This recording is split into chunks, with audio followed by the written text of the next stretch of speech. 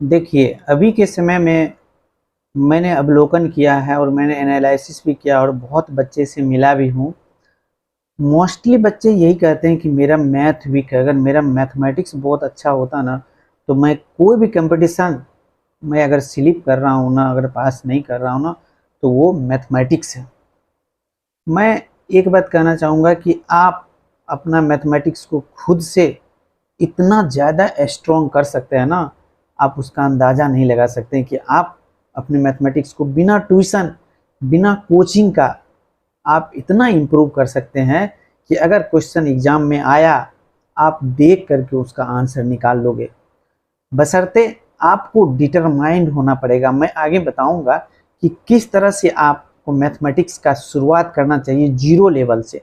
अगर आपको मैथमेटिक्स का जीरो भी पता नहीं है, आप अगर मैथमेटिक्स को बहुत अच्छी तरह से नहीं जानते, आपको लगता है कि मैथ हमसे होगा ही नहीं, मैं आपको सभी तरह का तरीका बताऊंगा कि आपको मैथ कैसे आएगा। और मैथ आपके पीछे पीछे दौड़ने लगेगा। अगर नहीं दौड़ेगा ना, तो आप जो है ना, मेरा नाम बदल दीजिएगा।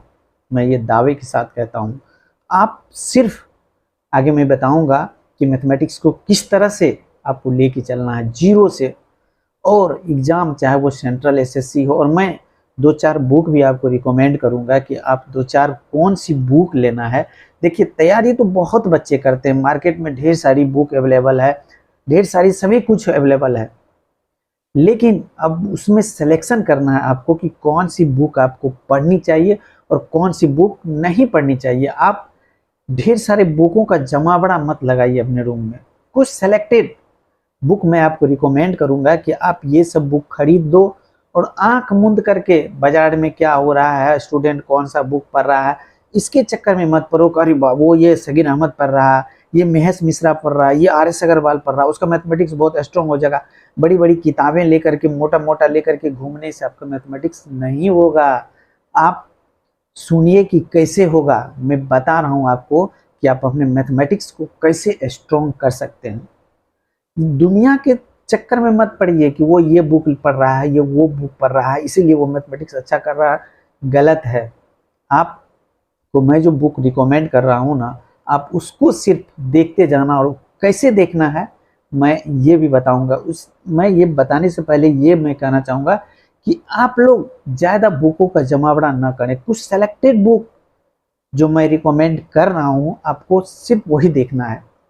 जैसे कि आपको अगर लग रहा है कि मैथमेटिक्स मुझे कुछ पता नहीं है, आप सिर्फ आप आर एस अग्रवाल ले लो। आर एस अग्रवाल के मैथमेटिक्स को जीरो स्तर से बहुत ऊपर तक ले गया है। उसका प्रश्नावली जैसे 4A है, 4B है, मतलब जो ही आप 4A बना लेते हैं, तो 4B में जो है ना, उससे थोड़ा सा हार्ड क्वेश्चन है। आपका अगर ये क्वेश्चन हो जाता है तो आप उस हार्ड क्वेश्चन पे जा सकते हैं। मतलब आपका सभी तरह का लेवल चेक हो जाता है। अब बात आई कि तैयारी करनी कैसे है, मैथमेटिक्स मेरा स्ट्रांग होगा कैसे बिना कोई ट्यूशन और बिना कोचिंग का। तो सुनिए आपको क्या करना है।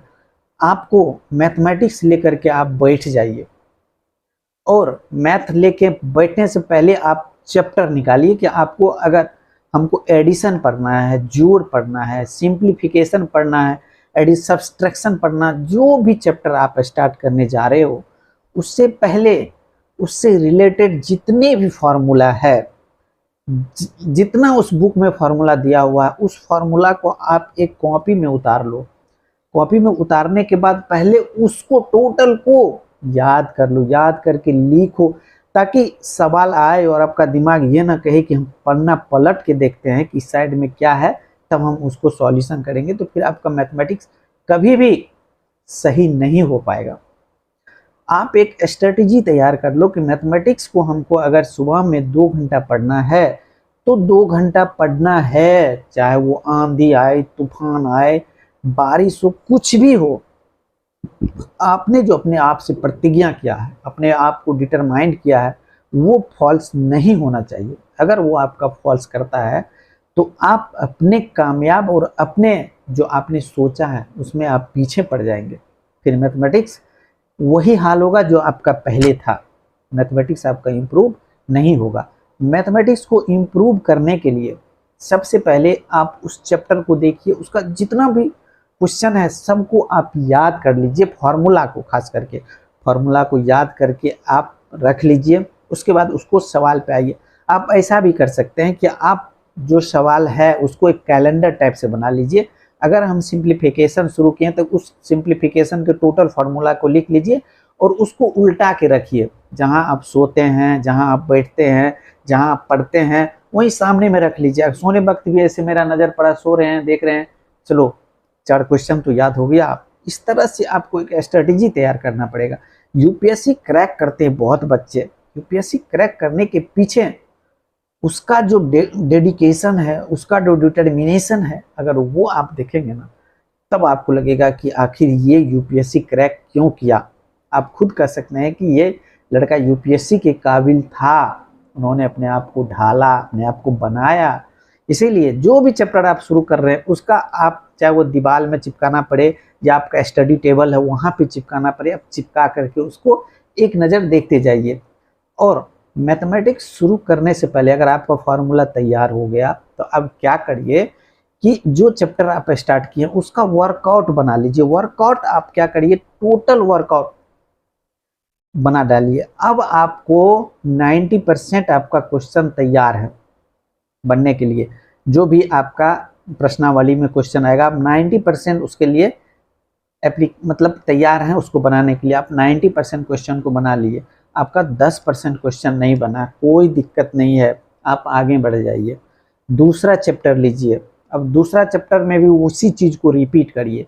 दूसरा चैप्टर में उस चीज़ को रिपीट करिएगा। धीरे धीरे धीरे आपके पास आपके भूख लगने लगेगी। देखिए होता क्या है, अगर आपका सब्जेक्ट आपके लिए रुचिकर नहीं होगा ना, तो आप इसमें इंटरेस्ट नहीं लेंगे। आपको लगेगा कि अरे बोर्डिंग सब्जेक्ट है, नहीं हो पा रहा। आप उसको इंटरेस्टेड बनाइए। आप छोड़िए नहीं, छोड़ के भागिए नहीं। छोड़ के जब भाग जाएंगे ना तो फिर दिक्कत है। क्योंकि कंपटीशन अभी के समय में इतना ज़बरदस्त है, इतना ज़बरदस्त है कि अगर आपका एक भी पोर्शन वीक रह गया ना, एक भी सब्जेक्ट वीक रह गया, तो फिर आप पीछे चले जाएंगे। चाहे वो मैथ हो, रीजनिंग हो, जीके हो, जीएस हो, कुछ भी हो, आपको सभी पोर्शन को स्ट्रॉन्गता के साथ लेके निकलना है दुनिया की भीड़ में। और दुनिया के भीड़ में आप चीरते हुए तब निकल पाएंगे जब आपका सभी सब्जेक्ट स्ट्रॉन्ग है। सभी सब्जेक्ट स्ट्रॉन्ग के साथ साथ अगर आपका मैथमेटिक्स स्ट्रॉन्ग है तो आपका रीजनिंग ऑटोमेटिक, आपका रीजनिंग स्ट्रॉन्ग हो जाएगा। और रीजनिंग स्ट्रॉन्ग हो गया तो फिर जीके जीएस तो कुछ करने की चीज़ नहीं भैया। उसको आप रटते जाइए, पढ़ते जाइए, लिखते जाइए, बस आपका तैयारी होते जा रहा है। लोग क्या कर रहे हैं उससे कोई मतलब नहीं।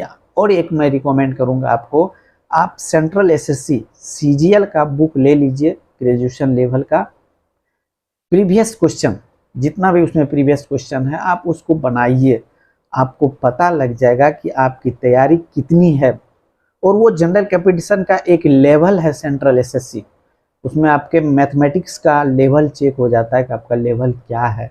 आपको पता चल जाएगा कि मेरा कौन सा चैप्टर वीक है। आप उस चैप्टर पे मेहनत करना शुरू कर देना। और जहाँ तक जीके की बात है, सभी मतलब एक प्रैक्टिस जरूर कर लेना, एक सेट, और उसका एक्सप्लेनेशन कर लेना। आप देखना कि धीरे धीरे धीरे धीरे आपके पास इतना स्टॉक हो जाएगा ना, आप एग्ज़ाम देने के लिए तैयार रहिएगा। आपको लगेगा कि अरे कब मेरे एग्ज़ाम, मेरा कंपटीशन सामने आएगा कि मैं उसको क्रैक कर जाऊँगा। बशर्ते आप अपने आप में कॉन्फिडेंस लाइए। कॉन्फिडेंस लाने के लिए आपको स्टडी करना पड़ेगा। और स्टडी अगर करेंगे तो ऐसा नहीं है, सफलता जरूर मिलती है मेहनत करने वालों।